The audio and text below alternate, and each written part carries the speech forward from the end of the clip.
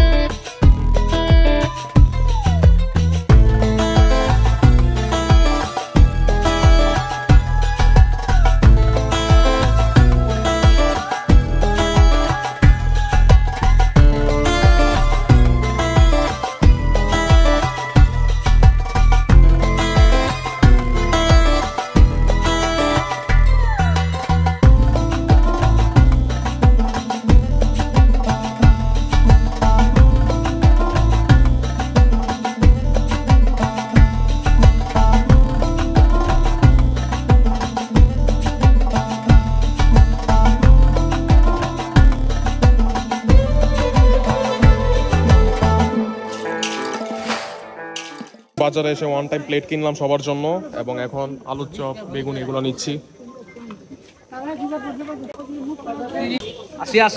শ্রমিক তো ইফতারের সকল সরঞ্জাম কিনে চলে আসলাম ভৈরব বাজার লঞ্চ ঘাটে। তো আজকে ইফতারটা আমরা করবো হচ্ছে লঞ্চ ঘাটের যে কোনো একটা লঞ্চের উপর বসে, এবং আপনারা দেখতে পাচ্ছেন যে কানায় কানায় পরিপূর্ণ হয়েছে প্রত্যেকটি লঞ্চ। আজকে শুক্রবার যেহেতু ভৈরবের অনেক মানুষজন এসেছে ভৈরব লঞ্চ ঘাটে ইফতার করার জন্য, এবং আমরা উঠে পড়লাম একটি লঞ্চের উপরে এবং সবাই মিলে বসে পড়লাম ইফতারের জন্য। তো ভাই ব্রাদার, বন্ধু বান্ধব সবাইকে নিয়ে এটি ছিল এবছর আমাদের করা শেষ ইফতার।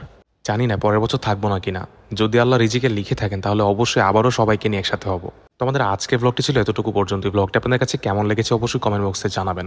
আপনার সাথে দেখা হবে পরবর্তীতে ইনশাল্লাহ নতুন কোনো একটি ব্লগ নিয়ে। এই কামনা করে আমি আমার আজকের ভিডিওটি শেষ করছি। সবাই ভালো থাকবেন, সুস্থ থাকবেন। আল্লাহ হাফেজ।